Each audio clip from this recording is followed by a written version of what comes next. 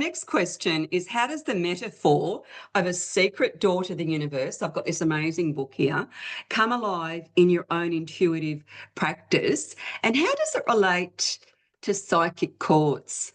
Okay, so the book is primarily about psychic cords, and this was something I learned in 1991, in 88 in London originally, but in 1991, I never heard of them. And yet sometimes when I give talks now, people are all nodding like everybody. I'm thinking to myself, am I the last guy in the room to know about this? You know, but essentially psychic cords are invisible cords of energy formed by desire. So it could be anything from sexual desire, I want you to be my partner, I want you to love me, I want you to understand me, I want you to listen to me, it could be a friend, and that sort of thing. So we form those cords all the time. And so in my pure clairvoyance readings, the first thing I do is I just scan the client and see who's at the other end of those cords. You know, you can describe a parent, a great, this week it was a grandparent who passed away, but I said the cord's still there. Now, when the cord's there through lifetimes, that's a karmic cord.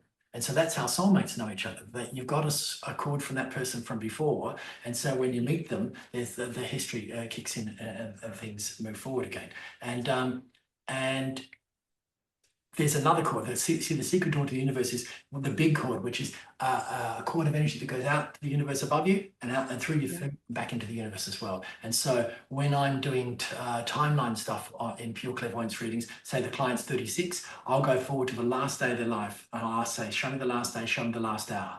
And then I ask them to tell me what they came to learn and did they learn it? Really simple things, you know? And then I ask them sometimes to tell me the highlights. And the highlights are always emotional highlights. They're not achievement highlights, you know. Oh, interesting. My child was really good with violin and won an award, that sort of thing. Things like that, family things.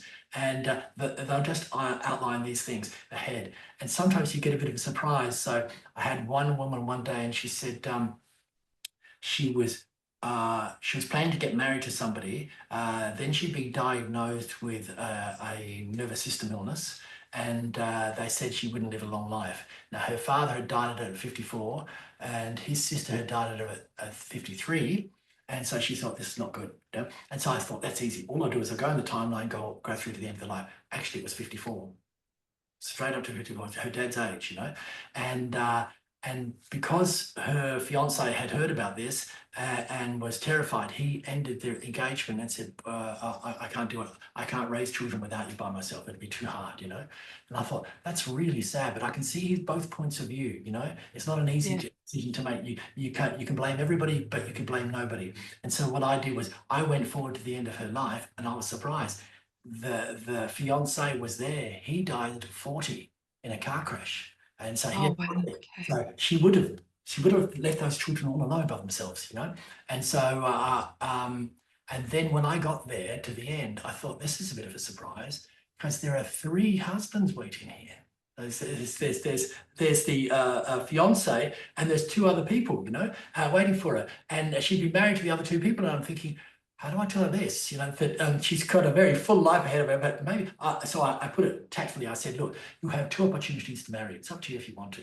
And it's nice to know that the waiter's going to bring the menu back. It's all in the delivery, isn't it, Paul? Yeah, it is. It is. And so, and so those chords now, when I give psychic cord demonstrations in public talks, what I do is I'll get someone up and I'll just scan them and I'll just describe. Often I'll get confused by what I'm seeing. So I had a woman in Melbourne at a MBS festival. So it's about 100 people in the room, and she was from Africa. That blue-black skin that glints in the sun looked incredible. I just looked, everybody looks like a model in that skin. I'm envious of that skin because I'm always getting skin cancer treatments, you know. So she stands up and I'm thinking, this can't be right. She has a cord from the belly area, which is normally where mothers have cords for their children. So if you see that, you'll know. And sometimes I'll see 3 cords, and one of them is grey, the other 2 are white. The grey one suggests that either a child that didn't live or a child, the pregnancy that wasn't full term, you know. And sometimes you can say that, sometimes you can't. And I said, I've got this little boy.